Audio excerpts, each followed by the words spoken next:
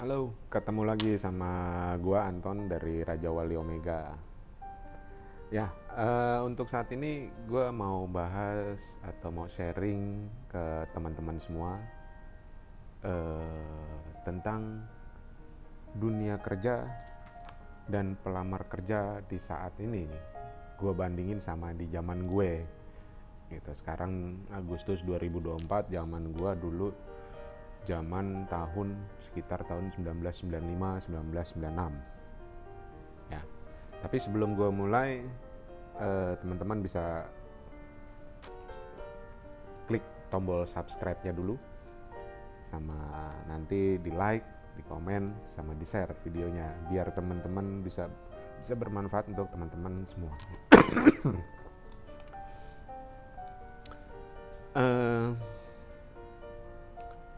Jadinya waktu itu tahun 9 habis selesai SMA, sekolah SMA tahun 95, gue berniatan mau kerja gitu. Dan gue kebetulan waktu tahun 95 gue ditawarin kerja sama tante gue nih. Kita ditawarin kerja sama tante gue di salah satu perusahaan distributor keramik besar gitu. Nah, akhirnya gue kerja tuh tahun 95. Gue kerja 95 ya, kalau nggak salah 95, gue 95 atau 96 lah gue kerja. Di situ gue, zaman itu gaji gue waktu itu 450 rupiah, 450 ribu, sorry, 450 ribu rupiah di zaman itu ya, di tahun 95-96 ya. Dan itu cicilan motor Air King. Gue waktu itu diambilin motor sama orang tua, itu nyicil gue.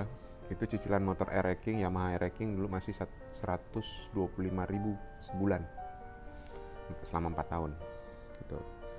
Kalau nggak salah DP-nya sekitar 2 juta dulu ya, 2 juta 500 ribu. Nah, akhirnya gue kerja dengan seneng, gue pakai motor gue sendiri gitu kan ya. Gue kerja, gue di situ di posisi warehouse ya, gue jadi admin warehouse waktu itu.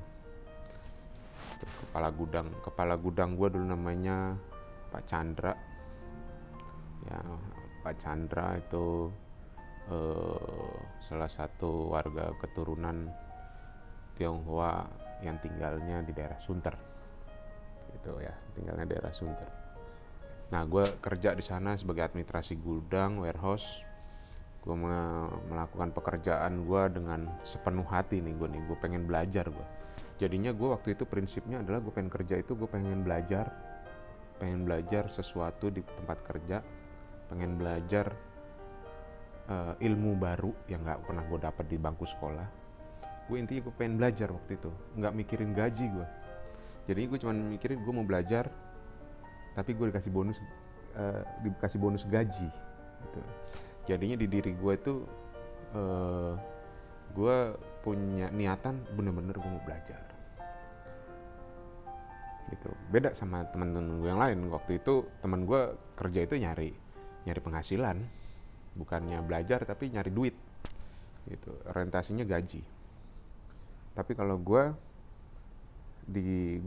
dididik sama orang tua gue, lu kalau kerja ya lu belajar, tapi lu sama aja lu belajar tapi dikasih duit. Belajar bukannya bayar, tapi lu dibayar gitu. Akhirnya gue belajar cara di gudang itu. Banyaklah hal yang gue pelajarin waktu itu, karena itu dunia gue yang baru. Itu gue belajar tentang barang masuk, barang keluar. Terus juga gue belajar masalah penyimpanan barang, cara nyusunnya seperti apa. Terus juga gue ngenalin produknya, keramik itu seperti apa, penanganannya harus seperti apa. Terus hubungan gue sama tim di lapangan seperti driver dan bagian keamanan atau security itu harus seperti apa. Banyak belajar di situ. Dan juga gue juga belajar ketemu sama berhubungan sama Manol itu kalau di Jakarta bisa bilang tenaga bongkar muat lah, TKBM. TKBM. Gue kenal sama kepala kulinya, sama tim TKBM-nya gue kenal itu, sampai gue juga deket nongkrong bareng. Berjalannya waktu di sana gue sempet, kalau nggak salah sekitar 3 tahun atau 4 tahun gue di sana di perusahaan itu. Nah itu banyak hal yang gue dapat. Gue nggak kepikiran gue bisa di posisi atau di bagian itu. Gue nggak kepikiran gue waktu sekolah aja, gue nggak kepikiran kerja gue mana. Tapi pas itu gue jalanin, wah asik juga ya. Akhirnya satu sisi gue waktu itu resign gue. Kalau yang ini kan yang kerja pertama ini gue dimasukin atau dibawa sama tante gue gitu, adik dari nyokap. Nah yang kedua gue emang ini gue resign, terus gue nyari kerja lagi, tapi nggak dapet tuh, belum dapet. Akhirnya gue itu dapet kerja, tapi gue jadi sales kredit tanpa agunan. Nah dulu namanya bank yang gue kerja itu, gue ikut di agensi tapi handle kredit tanpa agunannya dari bank Standard Chartered dulu. Nah itu gue inget lah, tapi gue nggak tahu ya Standard Chartered sekarang masih ada apa enggak banknya, gue nggak tahu. Kalau nggak salah tuh bank dari negara mana gitu. Nah gue situ mempelajari lagi gimana caranya jualan. Gue situ belajar, ternyata orang butuh duit, tapi kalau kita jualan duit itu ternyata nggak gampang, susah juga kita jualan duit. Waktu itu gue bilangnya jualan duit karena ngasih pinjaman terus balikinnya pakai bunga, berarti gue mikirnya jualan duit gitu kan. Akhirnya gue di situ cuman nggak kuat gue waktu itu, cuma setahun kalau nggak salah gue. Iya setahun ya, gue dapet nasabah beberapa, gue maintain. Akhirnya setahun gue resign dari agensi itulah, dari agensi yang handle kredit tanpa agunannya dari bank Standard Chartered. Itu terus gue resign, gue terus gue ngelamar kuliah. Gue kuliah waktu itu, gue kuliah di IAI, Yayasan Administrasi Indonesia dulu. IAI di Jalan Keramat dulu ada gedungnya, tapi sekarang kayaknya udah nggak ada tuh. Kampus gue udah hilang di situ. Ya, IAI. Gue ngambil manajemen keuangan dan perbankan waktu itu, karena gue pengen karena manajemen itu adalah kuliahan manajemen itu, bagian manajemen fakultas manajemen itu adalah mata kuliah atau bagian kuliahan yang secara umum bisa kerja di bagian apapun, karena manajemen mau ngambilnya.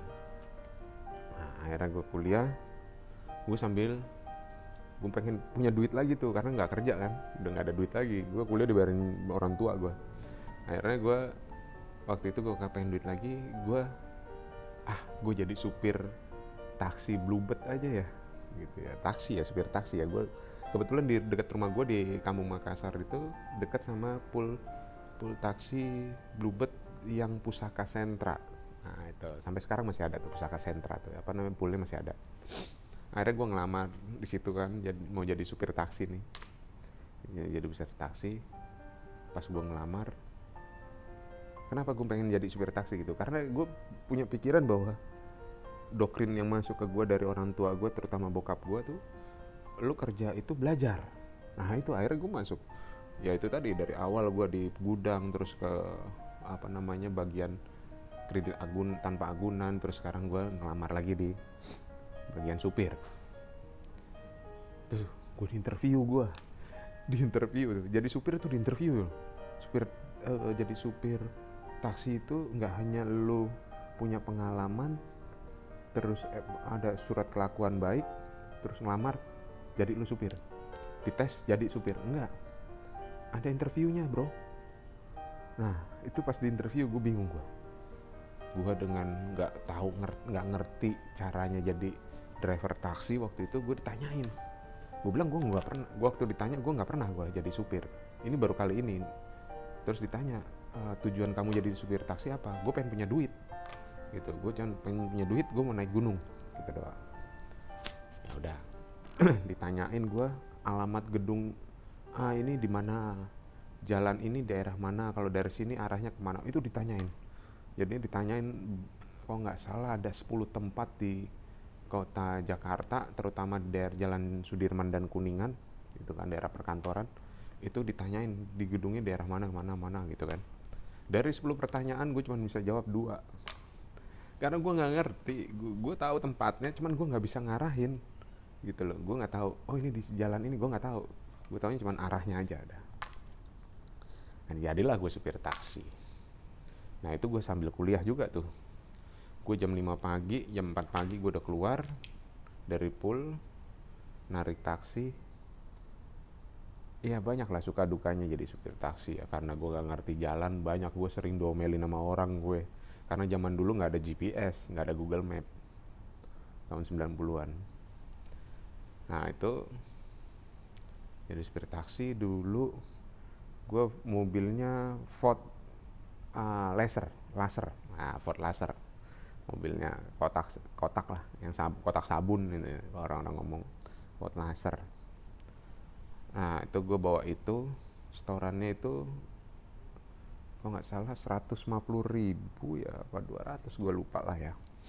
Itu gue nggak pernah masuk setoran gitu. Jadinya gue pagi keluar, terus sampai sore, jam 5 sore gue kuliah bawa taksi itu kan. Gue bawa taksi, gue kuliah gitu. Kuliahnya juga masih pakai seragam bluebird tuh yang biru, terus ada lambang bluebirdnya, itu ada gambar burungnya kalau nggak salah, itu lupa gue. Tuh pulang kuliah dari jam 5 sampai jam 8. Pulang kuliah jam 8, gue tawar-tawarin tuh teman-teman gue, ayo naik taksi gue bro, naik taksi gue coy, naik taksi gue gitu. Gue tawar-tawarin ke teman-teman gue, naik taksi gue udah, pulangnya nggak apa-apa dah, bertiga berempat nggak apa-apa, yuk naik taksi gue. Argonya tetap jalan karena kan gue harus bayar setoran. Gue bilang sama temen gue, udah lu naik taksi gue aja sekali-kali ya. Terus nah akhirnya asik juga gitu, gue nikmatin, asik juga gitu, diomelin sama security di Atrium Senen gitu kan, gara-gara gue nggak nurunin penumpang langsung naikin lagi, gue diomelin di situ, nggak ngantri lah segala macam, diomelin gue parkirnya salah, diomelin gue sama security. Terus di Mall Saibu di Blok M dulu, gue diomelin sama orang bule gue turunin di parkiran. Lah kan gue nggak pernah main ke Saibu ya gitu kan, gue nyari lobinya mana, main masuk aja, atau di atas. Gue pikir lobinya di atas, main parkiran atas, turun. Akhirnya si bule itu turun di parkir, banting pintunya. Ya itulah suka dukanya ya. Jadi gue belajar di situ cara pelayanan ke konsumen itu, karena banyak juga gue pelanggannya waktu itu, terutama pemain golf yang di Halim. Gue waktu itu caranya gimana ya biar taksi gue laku, karena zaman dulu ada handphone, udah tahun 97 udah ada handphone kalau nggak salah ya, 97-an lah, 97 99 lah udah mulai ada handphone.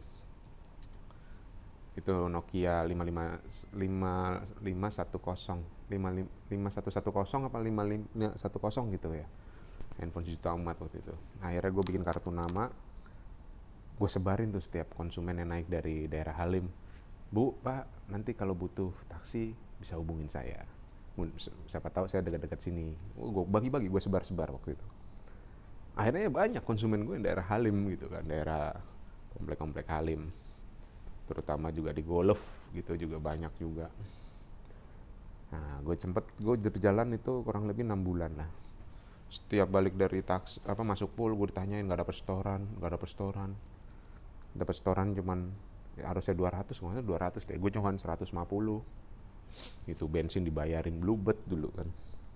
Kalau sekarang udah enggak katanya supir-supir Bluebird. Kalau dulu dibayarin sama Bluebird, jadi kita keluar udah full, balik ngisi free, tinggal dicatat, kita jalan nggak bayar. Enaknya dulu itu. Nah udah, akhirnya gue domelin kan. Harusnya gue 3 bulan, kalau nggak salah seminggu apa 2 minggu lu masuk target, lu ganti ke Soluna dulu, dari Ford ganti Soluna. Gue dari zaman masuk sampai 6 bulan gue mobil gue Ford aja, kagak pernah masuk target gue. Nah terus akhirnya gue udah itu jadi supir taksi, berhenti gue jadi supir taksi. Gue ngelamar kerja di sambil kuliah, udah kelar nih kebetulan kuliah gue. Enggak deh, gue ngelamar dulu di Summit Auto Finance dulu di daerah Depok gue kerjanya. Itu juga gue jalan sendiri, gue ikut tes sendiri, dan kebetulan gue di bagian reproses aset di Summit Auto Finance di Depok. Di sana gue ngurusin kendaraan-kendaraan tarikan leasing yang dimana harus gue lelang biar dapat uang segar lagi. Di situ gue berapa tahun ya, 2 tahun nggak salah, gue belajar masalah leasing. Terus akhirnya gue dapat peluang di ngelamar di Toyota Astra Finance. Itu dulu Toyota Astra Finance waktu gue lamar itu baru berjalan setahun kalau nggak salah bukanya. Itu kebetulan gedungnya dulu masih di Mega Kuningan ya, gedung Mega Kuningan kalau nggak salah deh, dekatnya seberangnya itu kalau nggak salah gedung Bakri gitu, gedungnya apa namanya tuh, teleponnya Bakri itu lupa gue namanya, itulah seberangannya. Itu diterima gue di sana dengan mengikuti berbagai tes sampai 7 kali tes selama 2 atau 3 bulan. Akhirnya gue diterima sebagai sama reproses aset dan inventory, tapi ini mobil bedanya, punyanya Toyota Astra Finance. Pas gue masuk di Toyota Astra Finance, karena gue punya pengalaman di leasing walaupun motor, tapi secara sistem sama lah kalau gue bilang. Itu gue masuk, ternyata baru gue doang orang reproses aset tuh, baru gue doang di kantor pusat. Di cabang nggak ada orang reproses aset, adanya orang collection gitu, yang bantu, yang narik kendaraan, terus ngecek kondisi kendaraan, itu masih bagian collection dulu. Sekarang terus gue koordinasi sama orang collection, gue ambil mobilnya, gue cek ulang, selesai gue tarik, gue parkirin di asuransinya Garda Auto di dekat Lebak Bulus sana. Mobilnya gue parkir di sana. Nah di situ gue belajar juga ngelelang mobil. Waktu itu juga belajar ngelelang motor, udah bisa. Terus gue ganti jadi bagian lelang motor gitu. Nah habis dari itu, waktu itu gue tergiur sama bisnis gitu kan, ada teman-teman gue ada ngajakin bisnis lah. Akhirnya gue resign tuh dari Toyota Astra Finance. Kalau nggak salah itu gue kontrak setahun, gue jalanin kalau nggak salah sekitar 10 bulan ya, 10 bulan. Jadi kontrak gue setahun, gue jalanin 10 bulan. Nah itu gue resign waktu itu. Mungkin cuman di orang yang lamar ke Astra terus diterima di Astra, yang resign cuman gue doang kali ya gitu ya, mungkin gue doang kali ya. Kenapa gue bilang mungkin gue doang? Karena fasilitasnya di Astra tuh udah enak banget. Gue dalam waktu kontrak itu aja fasilitas kesehatan gue full gitu. Gue dirawat aja gue langsung full fasilitas kesehatannya, dan nggak pakai kartu, langsung Astranya ke kantor Toyota Astra Finance yang bayar ke rumah sakit.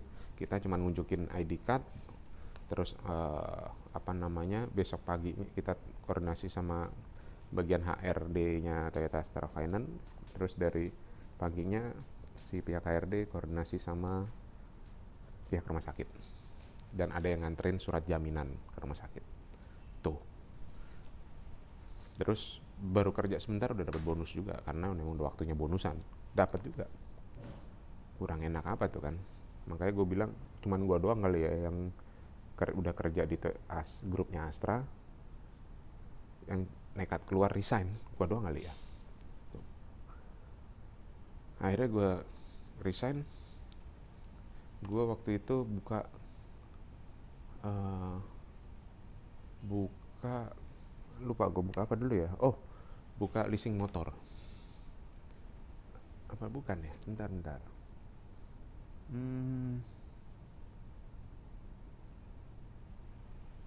Buka studio. Gue ingat buka studio foto. Ya, studio foto dan agensi agen apa agensinya SPG lah. Itu sama buka studio foto. Agensi untuk talent sama untuk SPG. Gue buka dulu. Akhirnya gue konsumen pertama gue Rudi Hadiswarno. Salon Rudi Hadiswarno di daerah Senayan City. Nah, itu konsumen pertama gue tuh dulu. Konsumen pertama gue. Dia butuh SPG karena baru buka outlet baru di Senayan City kalau nggak salah. Senayan City buka outlet baru.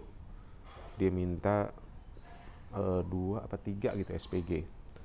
Terus dia minta portofolionya. Gue kebetulan punya profil SPG, gue kasih ke timnya Rudi Hadiswarno. Itu mereka pilih. Dia milih 2 kalau nggak salah 2 apa 3 gitu selama 2 hari. Dah akhirnya itu konsumen pertama. Terus konsumen keduanya itu kalau nggak salah perusahaan distributor wine daerah Jakarta Selatan, gue lupa itu juga gue layanin. Terus juga sama obat puyer, gue lupa obat puyer apa ya, obat puyer kupu-kupu kalau nggak salah, ada merek kupu-kupu apa gitu, itu juga SPG-nya. Terus juga dari minuman energi, waktu zamannya lebaran dia butuh SPG buat di pintu tol keluar dan pintu tol masuk, karena zaman dulu pintu tol masih manual, nggak ada yang pakai kartu. Nah terus di situ gue belajar SPG, terus sambil buka dealer motor second. Terus gue bilang sama teman gue juga, nggak usah dah, gue mau kerja lagi dah gitu. Gue udah cukup nih ilmunya untuk yang bisnis studio ini. Akhirnya gue cabut, teman gue masih di situ, masih ngeterusin usahanya. Dia buka ke desain grafisnya. Gue kerja lagi. Gue kerja itu dulu di perusahaan server kalau salah ya. Perusahaan server apa? Perusahaan kayak switching gitulah, yang di switching yang kayak di ruang server tuh ya, ada colokannya banyak. Itu salah satu produknya sama. Tapi itu juga gue kerja di perusahaan itu, gue handle gudang, jadi kepala gudang gue di sana. Nah terus baru sekitar setahunan gue ngelamar lagi di perusahaan kopi. Tapi gue nggak tahu tuh awalnya itu kopi apa bukan gitu kan, nggak tahu. Nah terus gue ngelamar, diterima. Itu mulai tahun 2009 ya, 2009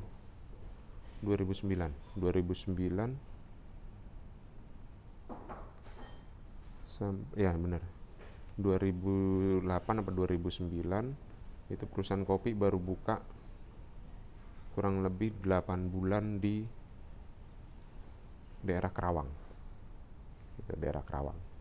Nah, akhirnya gue kerja di sana sebagai supervisor dulu awal masuk tahun 2009 kalau nggak salah. Terus di tahun 2012 gue nikah.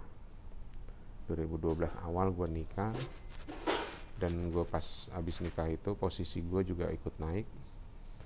Itu jadi koordinator atau bisa dibilang manajer asisten yang menguasai gudang semuanya. Itu gudang gua yang gua handle itu dari gudang bahan baku, bahan apa namanya, bahan baku, bahan packaging, terus bahan supporting, terus gudang waste atau gudang limbah, terus juga gudang bahan jadi, terus juga gudang promosi, sama gudang maintenance. Itu yang gue handle di perusahaan kopi itu. Nah terus apa namanya, di situ gue sampai 2018, misalnya 2018 awal, kurang lebih 9 tahun 10 tahun di sana. Nah di lepas dari sana gue resign, ada urusan di Magelang, di Temanggung, gue buka usaha lagi di sana. Itu baru 2018 awal, 2019 akhir mulai gue kerja lagi sampai sekarang. Nah terus itu cerita singkat tentang pengalaman kerja gue. Nah ini kalau gue compare atau gue bandingin sama yang anak-anak zaman sekarang gitu, yang baru-baru lulus, itu mereka banyak yang kerja itu orientasinya adalah penghasilan dulu, tapi bukan belajar dulu, tapi penghasilan dulu. Jadinya banyak yang mereka milih-milih kerjaannya. Jadinya yang kerjanya enak, gajinya gede. Jadinya mereka belajar itu nomor 2, tapi yang penting kerjanya enak, gaji gede. Nah di situ yang banyak gue tekanin juga ke rekan-rekan gue yang dekat sama gue. Jadinya gue arahin untuk lu belajar dulu, baru lu bisa pasang harga. Jadinya kalau kita mau ngasih harga gitu, mau ngasih gue minta gaji sekian, itu lu harus punya pengalaman dulu, punya ilmunya dulu, baru lu bisa ngasih harga. Kalau sekarang enggak, lu ngasih harga dulu tapi nggak ada ilmunya. Tuh. Nah itu yang terjadi sekarang. Jadinya saran gue buat teman-teman atau rekan-rekan yang ada di luar sana yang masih baru lulus sekolah, lulus kuliah atau apapun lah, belum punya pengalaman, lu nggak usah milih-milih lah kerjaan. Gue lulusan teknik nih, gue harus kerjanya di bagian teknik, nggak mau gue di bagian administrasi atau apa. Nggak usah milih-milih lu. Lu nggak usah milih-milih, karena lu kalau milih-milih, lu aja belum punya pengalaman, cuman modal ijazah doang. Lu mau kerja yang maunya sesuai sama lu, nggak bisa. Jadinya lu jalanin aja dulu. Lu ngelamar kerjaan apapun sebagai batu loncatan lu. Saat lu udah settle, udah ada pengalaman apapun, lu mau pindah ke bagian yang sesuai sama kuliahan lu, monggo. Itu saran gue itu sih ya. Jadinya jangan sia-siakan waktu lu, jangan sia-siakan juga pengalaman lo atau kemampuan lo, karena waktu berjalan terus. Jangan lo pilih-pilih pekerjaan, jangan lo pilih-pilih gaji mah belakangan, ikutin apa aja lo kerjain aja dulu ya. Karena memang kita dikonsep dari kecil itu, dari zaman sekolah adalah lo belajar yang rajin biar besok kerjanya enak.